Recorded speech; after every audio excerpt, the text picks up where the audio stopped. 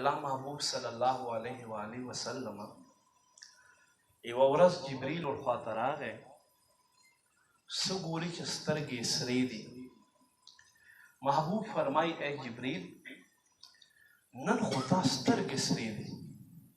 وایي قربان نن زه تللی وم د الله قهر د الله غضب ځای چې د دوزخ هغه اور زیاتولو ته اور دوباره تیزولو ته. وایي هغه څنګه؟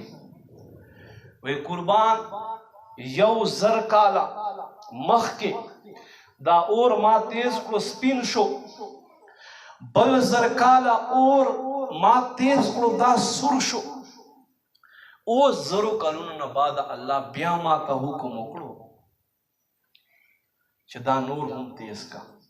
نو چې اوس ما تیز کړو نو دا تور شو.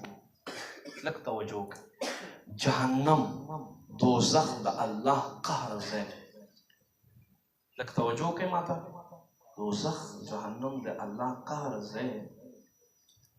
اوس تور اور پکې بلیږي، څه نه ښکارېږي.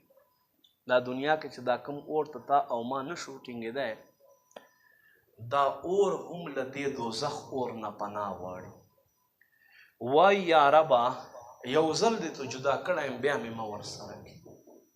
الله محبوب فرمایي دوزخ وال اور 70 حصې شو، دا هغه 70 حصو کې یوه حصه د دنیا والو. جوار څومره دی دوزخ؟ جوار